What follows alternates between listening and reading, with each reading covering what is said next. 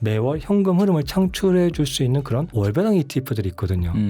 해당 ETF들은 옵션 매도 프리미엄 분배금은요 전액 비과세입니다. 장기적으로 자산이 우상향할 수밖에 없는 그런 지수예요. 주식시장이라는 것은 이 가치에 따라서 움직일 수도 있지만 수급에 따라서 또는 정책에 따라서 움직일 수 있는 그런 모멘텀도 존재하는 것이거든요. 네네. 지금 정책적으로 좀 활성화시키기 위한 그런 정책들이 나올 것이다 라는 보도들이 나오고 있고요. 네.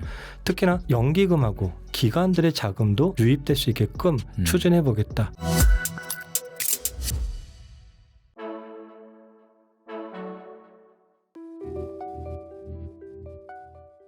네, 여러분 안녕하십니까. 부티풀 인터뷰 시간입니다. 자, 오늘 이 시간에는 경제 전망, 증시 전망, 그리고 배당주 관련해서 우리 배당의 만장님을 모시고 여러 이야기를 나눠보도록 하겠습니다. 뭐 지난번에 저희 부티풀 나와주셔서 또 영상 굉장히 뜨거운 반응이 있었고요. 오늘도 모셔서 여러 이야기를 나눠보도록 하겠습니다. 올해 초에 코스피가 역사적인 상승세를 기록을 하면서 그야말로 뭐 증시에 광풍이 불었다라고 해도 뭐 과언이 아닌데 너무 빠르게 폭등을 했기 때문에 조금 뭐 우려하시는 분들도 많고 최근에 또 전쟁 이슈 이런 것들이 또 있고 그래서 고환율 이런 것까지 겹치면서 좀 등락이 한동안 좀 약간 롤러코스터 같기도 했습니다. 올해 주식 투자를 나서려는 분들이 있을 텐데 우리 배당의 만장님 보시기엔 어떤 부분을 좀 주의해야 될까요? 네, 말씀처럼 코스피 증시가 단기간에 상당히 급등을 좀 보여주었잖아요. 특히나 최근 또 지정학적 리스크 때문에 얼마 전에 보면은 하루에도 지수가 뭐 5%씩 급등락을 보여주는 경우가 네네. 상당히 많습니다. 그래서 지금 처음 투자하시는 분들이 이거 이때 사야 될까 아니면 또 거치식 투자를 해야 될까 상당히 고민이 좀 많으신 것 네. 같아요. 그런데 일단은 제가 생각하기에는요. 지정학적인 리스크에 인해서 조정이 오는 경우에는 저가 매수의 기회라고 생각은 할 수는 있어요.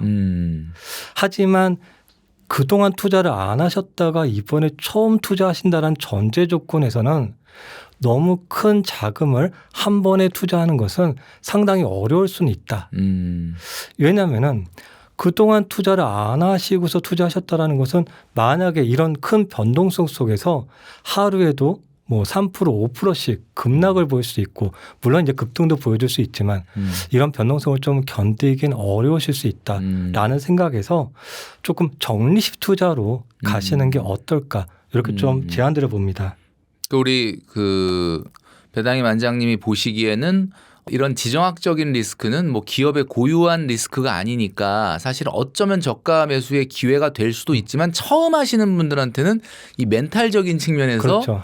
적립식을 좀 더 권한다. 네. 이렇게 이해를 하면 되겠네요. 네. 국내 주식의 개별 종목들의 등락률이 좀 굉장히 큰 상황에서 보다 좀 안정적으로 이렇게 접근하려고 한다. 어떤 접근 방식이 좀 필요할까요? 네, 방금에도 말씀드렸지만 처음 하시는 분들 또 그리고 주식 투자를 하셨지만 이 변동성이 상당히 어렵잖아요, 요즘에. 특히 이제 개별 종목이 더욱더 힘든 상황일 수 있어요. 네. 하루에 급락 나왔다가 다음날 급등이 나오고 그래서 급락 시 손절을 했는데 다음날 급등이 나오면서 이거 황당한 상황들이 좀 많이 발생할 수가 있습니다. 네. 그렇기 때문에 제가 조금 제안드리는 것은 ETF 투자로 진입을 하시는 게 상당히 유리할 수가 있어요. 왜냐하면은 ETF 같은 경우에는 이 종목들을 바스켓으로 담고 있기 때문에 특정 종목의 그런 영향도가 상대적으로 크지는 않습니다. 그리고 변동성 자체도 상당히 조금 안정적으로 유지가 되고 있기 때문에 ETF를 좀 보시는 게 좋은데 ETF가 상당히 종류가 많아요. 네. 그래서 기본적으로 지금 제가 보여드리는 이 코스피 200을 추종하는 국내 ETF 먼저 좀 말씀드리겠습니다. 예를 들어서 코덱스 200과 타이거 200 같은 ETF들이 있어요. 네. 최근 5년간 수익률은 약 100% 정도에 달합니다. 제가 이걸 말씀드리는 것은 뭐냐면은 국장이 한 3, 4년간 박스권을 존재했잖아요. 그래서 이제 개별 주식 투자하시는 분들 수익이 나신 분들도 있겠지만 대다수의 개인 투자자들은 그 당시에 큰 손실을 보고 계신 분들이 상당히 많아요. 그리고 손절로 시장을 떠나가셔서 미국 시장에 가시거나 코인으로 가신 분들도 그 당시에 네. 많거든요. 만약에 끝까지 종합지수가 우상향한다는 것을 믿고서 기다리셨다면 5년에 100%의 수익을 낼 수 있었던 것이 바로 코스피 200이거든요. 네. 설사 100%가 아니더라도 5년에 반 정도인 50%만 수익이 나더라도 성공한 재테크이거든요. 네. 그래서 저는 기본적으로 특히 초보자분들의 경우에는 지수 ETF를 우선적으로 보시라라고 말씀드리고요. 대표적인 것이 이제 코덱스 200, 타이거 200 등이 있습니다. 구성 종목은 여러분들이 대부분 알고 계시겠지만 삼성전자, 하이닉스가 약 50% 정도 비중 차지하고요. 현대차, 또 하나 에어로스페이스, 또 금융주들이 포함되어 있습니다. 그리고 지금 사실 지수 자체가 높기 때문에 상대적으로 높기 때문에 이런 코덱스 200, 타이거 200만 투자해서 만약에 하락장을 만났을 경우에 좀 어렵죠. 그렇죠. 왜냐하면 특히나 노후를 준비하시고 계신 분들이 장기 투자해서 우상향 갈 거라고 알았는데 한 1년 정도 하락장 가면은 이거 사실 좀 힘들거든요. 그래서 아래 보시면은 코스피 200을 추종하지만 매월 현금 흐름을 창출해 줄 수 있는 그런 월배당 ETF들이 있거든요. 예를 들어서 코이코, 타이코, 라이코라고 해요. 종목명이 좀 길기 네. 때문에 이렇게 약자로 말씀드리고 연 예상 배당률이 17%, 7%, 15에서 20% 정도 나옵니다. 그래서 이런 종목들도 같이 병행해서 투자하신다면은 상승장을 만나면은 계속 당연히 자연스럽게 우상향을 또 그려줘서 자산이 증식되는 거고요. 하락장을 만나면은 어려운 기간 동안에 이런 현금 흐름으로써 그 시기를 또 버텨나갈 수 있는 든든한 버팀목이 좀 될 거라고 생각합니다. 특히나 장점이 뭐냐면은 이 분배율이 상당히 높단 말이에요. 그래서 이거 배당세 또 금융소득 종합과세 영향이 큰 거 아니야? 이런 고민들이 되실 텐데 네네. 해당 ETF들은 옵션 매도 프리미엄 분배금은요 전액 비과세입니다. 그래서 그 영향도가 상당히 낮기 때문에 또 많은 분들이 이 해당 ETF에 관심을 지금도 많이 갖고 계시는 것 같습니다. 네. 지금 말씀 주셨던 것처럼 그 코스피 200을 추종하는 코덱스 200이라든지 그다음에 타이거 200 뭐 이런 것들을 좀 말씀해 주셨는데 지금 코스피가 뭐 역사상 최고의 어떤 상승세를 이끌고 있는 게 사실 삼성전자하고 SK 하이닉스잖아요. 그러다 보니까 또 이와 관련된 AI 반도체 관련 대형주들이란 말이에요. 그러니까 뭔가 코스피 200을 하는 건 좋은데 뭔가 이렇게 좀 주도적으로 업종을 이끌고 가는 이런 곳에 조금 더 투자를 하면서도 이렇게 ETF 투자를 하고 싶다. 이런 분들이 있단 말이에요. 네네. 이런 경우에는 어떤 게 좋을까요? 네. 코스피의 현재 주도 기업들, 주도 섹터인 반도체가 있겠죠. 네. 그러면은 기본적으로 국내에는요, 코덱스 반도체가 있습니다. 2006년도에 상장해서 현재까지 약 10배 정도 상승했어요. 다시 말씀드리면 2006년도에 약 1억을 투자했으면 지금 10억이네. 네, 그게 바로 코덱스 반도체입니다. 구성 종목을 보시면은 SK 하이닉스와 삼성전자가 약 47%. 그 아래 국내 반도체 소부장들 있죠. 한미 반도체라든지 원익 IPS 등이 포함되어 있습니다. 또 국내 반도체 쌍두마차라고 할 수 있는 타이거 반도체 탑10이 있습니다. 21년도에 상장되어서 현재 약 3배 정도 상승해 있는 상태입니다. 구성 종목은 거의 비슷한데요. 해당 ETF는 탑10이기 때문에 10개 종목에 좀 집중한 반도체 ETF입니다. 그래서 코스피 200도 괜찮지만 지금의 시대에 주도라고 할 수 있는 반도체에 관심이 있다면 해당 ETF들을 또 관심 있게 보시는 게 괜찮겠습니다. 네. 최근 작가님의 채널 그 배당의 만장 이 채널에서 코스피뿐만 아니라 코스피에 많은 분들이 이제 관심을 갖고 있는데 코스닥을 또 언급을 해 주셨어요. 그러면서 코스피 대신에 코스닥도 주목해 볼 만한 필요가 있다 이렇게 얘기하셨는데 그 이유가 어떤 거가 있을까요?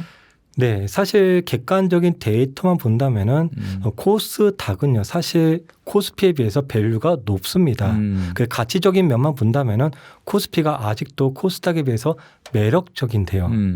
다만 이제 주식 시장이라는 것은 이 가치에 따라서 움직일 수도 있지만 수급에 따라서 또는 정책에 따라서 움직일 수 있는 그런 모멘텀도 존재하는 것이거든요. 네네. 코스닥 시가총액을 보시면은 2차 전지 그리고 제약바이오, 사실 우리가 느끼기에 쉽지 않은 섹터이구나 이렇게 생각할 수 있습니다. 그런데 지금 정책적으로 코스닥 시장을 좀 활성화시키기 위한 그런 정책들이 나올 것이다라는 보도들이 나오고 있고요. 네. 특히나 연기금하고 기관들의 자금도 유입될 수 있게끔 추진해 보겠다. 그리고 코스닥을 살려보겠다라는 얘기들이 나오고 있습니다.